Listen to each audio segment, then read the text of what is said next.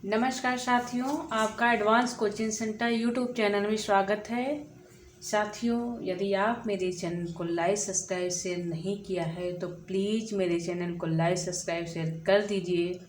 साथियों, बार बार कहते कहते तो कहने का भी मन नहीं कर रहा कि आप लोग लाइक सब्सक्राइब शेयर के लिए हम कहें। आप लोग चाहते तो दो लोग भी मिलके हर लोग से सब्सक्राइब करवाते तो संख्या बढ़ती जाती, रोज़ बढ़ती जाती, और हमें भी लगता कि हाँ, हम जो सेवा दे रहे हैं आप भी हमारे लिए कुछ कर रहे हैं। तो साथियों, हम आपसे यही अपेक्षा करेंगे कि आप मेरी बातों को गौर करें, लाइक सब्सक्राइब शेयर करवाने में और करने में कंजूसी ना करें, क्योंकि ये वीडियो बड़ी मेहनत से बनाई जाती है। नहीं तो आप लोग भी मुझे एक एक वीडियो रोज़ बना के दीजिए, हमें भी बहुत खुशी होगी। हमको सिर्फ पढ़ना ही रहेगा। तो साथियों, आप लोग पढ़ रहे हैं, अगर कुछ ले रहे हैं तो एक लाइक सब्सक्राइब शेयर आपका कर्तव्य बनता है और एक नैतिक जिम्मेदारी बनती है। इससे हमारी मनोबल, हमारी जो ऊर्जा है, हमारे लिए ऊर्जा बने, ताकि हम आपके लिए जो नया नया जो कार्य हैं, नए नए प्रश्न हैं, उसको हम ढूंढ के लाएं। आपके सिलेक्टेड प्रश्नों को जो हम बनाते हैं, चुन चुन के हर पार्टों से अध्ययन करके हम बनाते हैं, ताकि आपके लिए काम आए और आप लोग अपना अभ्यास लगातार करते रहें। साथियों, ये आप कार्य जो कर रहे हैं मेरे लिए करिए और अपनी संख्याओं को ज़्यादा से ज़्यादा बढ़ाइए और हमारे उत्साह को और बढ़ाइए। साथियों, इसी के साथ आज प्रश्न उत्तरी की ये श्रृंखला महत्वपूर्ण श्रृंखला है, जो टीजीटी, पीजीटी, नीट, जेआरएफ और आपकी सहायक शिक्षक भर्ती जो परीक्षा आई हुई है, उसमें भी आपके महत्वपूर्ण प्रश्न हैं। उसके लिए भी ये बहुत ज़रूरी प्रश्न का अध्ययन करते हुए आप इसका अभ्यास करते रहें। उसमें भी आपके लिए ज़रूरी प्रश्न बनते हैं। ठीक है साथियों, आज हम पढ़ते हैं प्रश्नोत्तरी को। ठीक है, ये पहला प्रश्न है आपके सामने। डॉक्टर ग्रेसन ने किस बोली को देसी हिंदुस्तानी कहा है? तो ऑप्शन दिया गया है कौरवी, खड़ी बोली, बुंदेली, हरियाणवी। तो इसमें आपका सटीक आंसर होगा बी ऑप्शन सटीक है, खड़ी बोली। आज आप कुछ प्रश्नों को, जो महत्वपूर्ण प्रश्न हैं, ये भाषा विज्ञान से ही आप ज़्यादातर प्रश्नों को पाएंगे और प्रश्न जो हैं संपूर्ण पाठ्यक्रम से ही मिलेंगे। ठीक है साथियों, ये प्रश्न है डॉक्टर ग्रेसन ने किस बोली को देसी हिंदुस्तानी कहा है? तो ऑप्शन है, इसमें सटीक आंसर है खड़ी बोली को ही कहा है। अब आगे प्रश्न को देखते हैं। प्रश्न है ग्रेसन ने हरियाणवी बोली को कौन सा नाम दिया है? तो कौन सा नाम दिया है? अहिरवाटी, मारवाड़ी, खड़ी बोली, बांगरू। तो इसमें आपका सटीक आंसर है डी ऑप्शन सटीक है, बांगरू। देखिए, बांगरू बोली हरियाणवी बोली की उपबोली है और हरियाणवी बोली का क्षेत्र जो है सामान्यतः देखा जाता है तो हिसार है, रोहतक है, करनाल है, पटियाला है, जिंद है और दिल्ली प्रदेश में भी आता है। ये जो भाग क्या है, हरियाणवी बोली के क्षेत्र में आता है। अब आगे प्रश्न को देखते हैं। बिहारी हिंदी उपभाषा कितनी बोलियां हैं?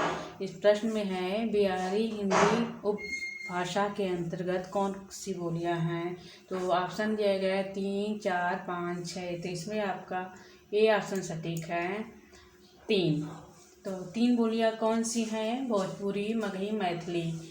और जो ये बोलियां हैं बिहारी हिंदी की उपभाषा के अंतर्गत आएंगी ये बोलियां। अब आगे प्रश्न को देखते हैं। मैथिली बोली का उद्भव किस अपभ्रंश से हुआ है? इसमें है शौर्सनी, मागधी, मैथिली, भोजपुरी। तो इसमें आपका बी ऑप्शन सटीक है, मागधी। और विद्यापति की जो पदावली भाषा है मैथिली भाषा में है, इसको ध्यान में रखेंगे। अब आगे प्रश्न को देखते हैं। कौन सी बोली है उसे दक्षिणी अवधी कहते हैं? तो इसमें ऑप्शन दिया गया है रीवा, अवधी, बघेली, छत्तीसगढ़ी। तो इसमें आपका ये ऑप्शन सटीक है, रीवा। अब आगे प्रश्न को देखते हैं।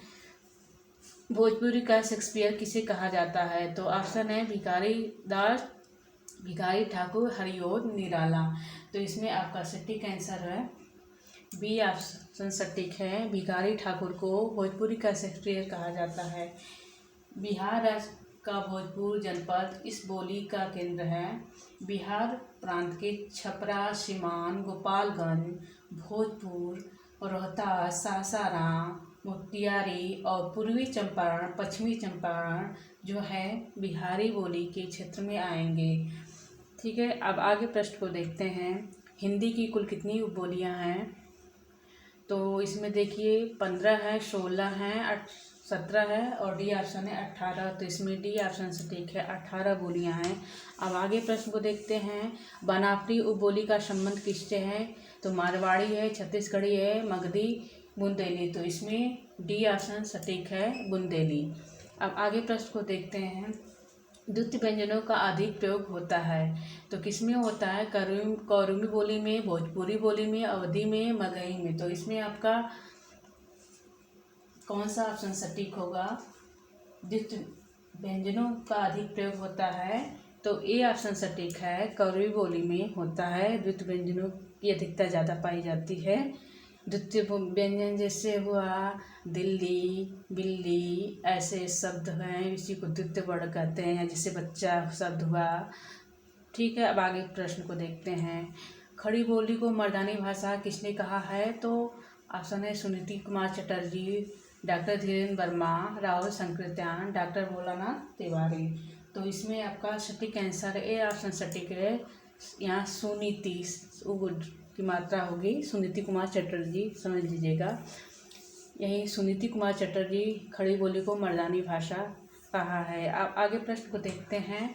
हाड़ौती कहाँ बोली जाती है? तो इसमें ऑप्शन जो है गया और पटना में, और बस्ती और बलिया में, और उज्जैन और दमोह में, और बूंदी और कोटा में। तो इसमें आपका सटीक आंसर होगा डी ऑप्शन सटीक है, बूंदी और कोटा में। अब आगे प्रश्न को देखते हैं। मुल्ला वजीर में से किस बोली के कवि हैं?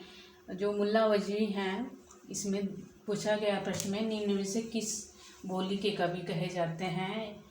तो ऑप्शन है कौरवी, ब्रज, मैथिली, दक्षिणी। तो इसमें आपका सटीक आंसर होगा डी, दक्षिणी बोली के कवि कहे जाते हैं।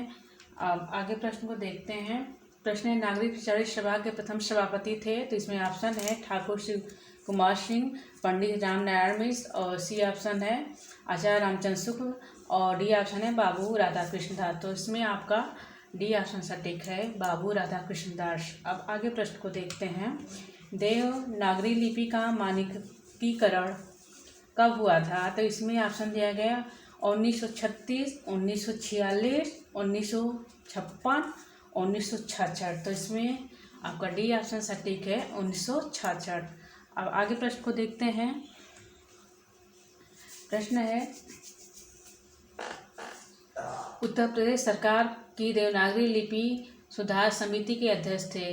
तो इसमें ऑप्शन है डॉक्टर राम मनोहर लोहिया, भारतेंदु बाबू हरिश्चंद्र, और डॉक्टर सुनीति कुमार चटर्जी, और डी ऑप्शन है आचार्य नरेंद्र देव। तो इसमें आपका डी ऑप्शन है सटीक, आचार्य नरेंद्र देव देवनागरी लिपि समिति के अध्यक्ष थे। अब आगे प्रश्न को देखते हैं। प्रश्न है हिंदी साहित्य सम्मेलन प्रयाग की स्थापना कब हुई थी? तो 1908 ईस्वी में, 1909 ईस्वी में, 1910 ईस्वी में, 1911 ईस्वी में। तो इसमें आपका सी ऑप्शन सटीक है, 1910 ईस्वी में। अब आगे प्रश्न को देखते हैं। भाषा संवर्धनी सभा का संस्थापक कौन है? तो ऑप्शन है बालकृष्ण भट्ट, भारतेंदु हरिश्चंद्र, बाबू तोताराम, और डी ऑप्शन है अध्यापक प्रसाद खत्री। तो इसमें आपका सटीक आंसर होगा सी ऑप्शन सटीक है, बाबू तोताराम भाषा संवर्धनी सभा के संस्थापक हैं। अब आगे प्रश्न को देखते हैं। राज्यसभा आयोग के प्रथम अध्यक्ष कौन थे? तो इसमें ऑप्शन है बाल गंगाधर खरे, पुरुषोत्तम दास टंडन, जवाहरलाल नेहरू, सी राजगोपालाचार्य। तो इसमें आपका सटीक आंसर होगा ए ऑप्शन सटीक है, बाल गंगाधर खरे। तो आप आगे प्रश्न को देखते हैं। कहानी विदा का जन्म किस पत्रिका से माना जाता है? तो ऑप्शन है सरस्वती, प्रतीक, मतवाला, अभ्युदय। तो इसमें आपका ए ऑप्शन सटीक है, सरस्वती पत्रिका से माना जाता है। महावीर प्रसाद द्विवेदी की पत्रिका है, और प्रतीक है अगे की पत्रिका है, और मतवाला जो है निराला की पत्रिका है, और अभ्युदय है मदन मोहन मालवीय की पत्रिका है। अब आगे प्रश्न को देखते हैं, निबंध विधा का आरंभ किस युग से माना जाता है? तो ऑप्शन है भारतेंदु युग, द्विवेदी युग, प्रगतिवाद, छायावाद। तो इसमें आपका ए ऑप्शन सटीक है, भारतेंदु युग। अब आगे प्रश्न को देखते हैं, कर्तव्य और सत्यता के कौन निबंधकार हैं? ये सभी महत्वपूर्ण प्रश्नों की श्रृंखला आपकी चल रही है। अब देखिए ऑप्शन है श्याम सुंदर दास, विनोबा भावे, हजारी प्रसाद द्विवेदी, आचार्य रामचंद्र शुक्ल। तो इसमें आपका सटीक आंसर होगा ए ऑप्शन सटीक है। श्याम सुंदर दास हैं कर्तव्य और सत्यता निबंधकार के लेखक हैं। और विनोबा भावे हैं, इनका एक महत्वपूर्ण निबंध है चीर तारूर की साधना, ये विचारात्मक निबंध है। और हजारी प्रसाद द्विवेदी के निबंध हैं जैसे कुटज है, आलोक पर्व है और इनका, और देखिए रामचंद्र शुक्ल का है कविता क्या है। अब आगे प्रश्न को देखते हैं। प्रश्न है नीव की ईंट के निबंधकार हैं? तो ऑप्शन दिया गया रामवृक्ष बेनीपुरी, विनोबा भावे, वियोगी हरि, आचार्य रामचंद्र शुक्ल। तो इसमें आपका सटीक आंसर होगा ए ऑप्शन सटीक है, रामवृक्ष बेनीपुरी की नीव की निबंध है। और ये भावात्मक निबंध है, ये भावात्मक निबंधकार के रूप में जाने जाते हैं। कौन जाने जाते हैं? रामवृक्ष बेनीपुरी। और देखिए वियोगी हरि की एक और निबंध है जैसे विश्व मंदिर है। अब देखिए निबंध क्या होता है, निबंध कितनी प्रकार का होता है इसके बारे में जानते हैं। निबंध का अर्थ होता है अच्छी तरह से बधा हुआ। और निबंध 4 प्रकार के होते हैं, विचारात्मक निबंध, भावात्मक निबंध, वर्णनात्मक निबंध और विवरणात्मक निबंध होते हैं। ठीक है, अब आगे प्रश्न को देखते हैं। प्रश्न है भारतेंदु युग और द्विवेदी युग के मध्य की कड़ी किस लेखक से है? तो कौन से लेखक से जुड़ी है भाई? तो इसमें देखना है भारतेंदु, प्रेमचंद, बाल मुकुंद गुप्त और प्रताप नारायण मिश्र। तो इसमें आपका सी ऑप्शन सटीक है, बाल मुकुंद गुप्त हैं जो भारतेंदु और द्विवेदी युग के मध्य की कड़ी के रूप में जाने जाते हैं। अब आगे प्रश्न को देखते हैं। पात्रों एवं संवादों पर आधारित एक से अधिक अंकों वाले दृश्यात्मक रचना को किस विधा के अंतर्गत आती है? तो कौन सी विधा है? नाटक है, कहानी है, आलोचना है, निबंध है। तो इसमें आपका सटीक आंसर होगा नाटक विधा है, जो पात्रों एवं संवादों पर आधारित एक से अधिक अंकों वाली दृश्यात्मक रचना है। और इस विधा को नाटक के रूप में हम जानते हैं। अब आगे प्रश्न को देखते हैं। हिंदी में एकांकी नाटकों का विकास किस युग से माना जाता है? तो ऑप्शन है भारतेंदु युग से, छायावादी युग से और द्विवेदी युग से और प्रगतिवाद युग से। तो इसमें आपका सटीक आंसर होगा बी ऑप्शन सटीक है, छायावाद युग से। अब आगे प्रश्न को देखते हैं। प्रश्न है हिंदी में आधुनिक आलोचना का प्रारंभ किस विधा से माना जाता है? तो ऑप्शन है छायावाद युग, भारतेंदु युग, द्विवेदी युग, प्रगतिवाद युग। तो इसमें आपका बी ऑप्शन सटीक है, भारतेंदु युग से माना जाता है। देखिए आलोचना के बारे में जान लेते हैं। आलोचना होता क्या है?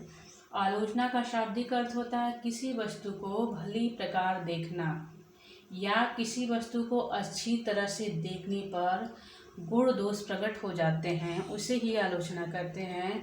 इसके लिए एक शब्द है यूज करते हैं हम, समीक्षा, जिसे समीक्षा भी कहते हैं। आलोचना को दूसरे नाम से जाने जाते हैं समीक्षा।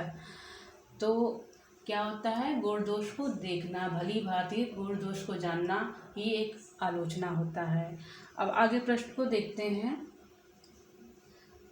प्रश्न आपके सामने है, हिंदी की पहली जीवनी किसने लिखी है? इसमें ऑप्शन दिया गया है गोपाल शर्मा शास्त्री, भारतेंदु युग, बाल मुकुंद गुप्त और डॉक्टर राजेंद्र प्रसाद। तो इसमें आपका सटीक आंसर होगा ए ऑप्शन सटीक है, गोपाल शर्मा शास्त्री ने हिंदी की पहली जीवनी लिखा है। और ये जो जीवनी है दयानंद दिग्विजय है। दयानंद दिग्विजय की जीवनी जो है हिंदी की पहली जीवनी लिखी गई है। विभूति जो है, महान विभूति स्वामी दयानंद सरस्वती के जीवन पर आधारित ये जीवनी है दयानंद दिग्विजय, जो गोपाल शर्मा शास्त्री के द्वारा लिखी गई है। जीवनी है, हिंदी साहित्य की पहली जीवनी लिखी गई है। अब आगे प्रश्न को देखते हैं। मेवाती किस उपभाषा वर्ग की बोली है? मेवाती किस उपभाषा वर्ग की बोली है? तो ऑप्शन है पूर्वी हिंदी, राजस्थानी, पहाड़ी, बिहारी हिंदी। तो इसमें आपका सटीक आंसर होगा बिहारी हिंदी की बोली है। ठीक है, अब आगे प्रश्न को देखते हैं। प्रश्न है आत्मकथा का जन्म और विकास किस युग से माना जाता है? तो ऑप्शन दिया गया है भारतेंदु युग, द्विवेदी युग, रीतिकाल और प्रयोगवाद। तो इसमें आपका ए ऑप्शन सटीक है, भारतेंदु युग से आत्मकथा का जन्म और विकास माना जाता है। अब आगे प्रश्न को देखते हैं। किस कवि ने भक्ति, श्रृंगार और वीर तीनों विषयों पर अधिकार पूर्वक लिखा है? तो इसमें ऑप्शन दिया गया है भूषण, पद्माकर, श्रुति मिश्र और मतीराम। तो इसमें आपका सटीक आंसर होगा इसमें बी ऑप्शन सटीक है, पद्माकर ने भक्ति, श्रृंगार और वीर तीनों विषयों में अधिकार पूर्वक अपनी जो रचनाएं किए हैं पद्माकर ने ही किया है। अब आगे प्रश्न को देखते हैं। प्रश्न है, देखिए साथियों, ये जो प्रश्न था पिछले वीडियो में, पूर्व के वीडियो में, और ये इसका आंसर गलत, चाहे आप लोग समझिए कि हमने जानबूझ के बताया हो या गलत हो गया हो, हम यही देखना चाह रहे थे कि आप लोग पढ़ते हैं कि नहीं। और कमेंट बहुत लोगों ने किया हमारे इस गलत प्रश्न बताने पर, तो आप लोग कमेंट करते रहिए। आपके कमेंट का हमें इंतज़ार रहता है कि प्रश्न कैसे लगते हैं और पढ़ते हैं तो कैसा आप लोग को रिस्पांस मिलता है। तो ये सब तो आप लोगों ने बताया है तो हमने भी उसको रिप्लाई किया है। तो ठीक है साथियों, इस प्रश्न को आप लोग देख लीजिए ताकि कन्फ्यूजन ना हो किसी को। तो ये है अपभ्रंश को पुरानी हिंदी किसने कहा है? तो रामचंद्र शुक्ल है, भारतेंदु और चंद्रधर शर्मा गुलेरी हैं और ग्रेशन है। तो इसमें आपका सी ऑप्शन सटीक है, चंद्रधर शर्मा गुलेरी। तो साथियों, आज की प्रश्नों की महत्वपूर्ण श्रृंखला, प्रश्नोत्तरी की जो महत्वपूर्ण श्रृंखला जो चल रही है आज समाप्त हो रही है। इतना ही है। आप अगले वीडियो में मिलेंगे अच्छे अच्छे प्रश्नों के साथ, सिलेक्टेड प्रश्न होंगे आपके साथ। और आप लोग बने रहिए हमारे साथ, हमेशा बने रहिए और लाइक, सब्सक्राइब, शेयर करते रहिए हमारे वीडियो को। साथियों, हम अब मिलते हैं अगले वीडियो में महत्वपूर्ण प्रश्नों की श्रृंखला के साथ। नमस्कार, धन्यवाद।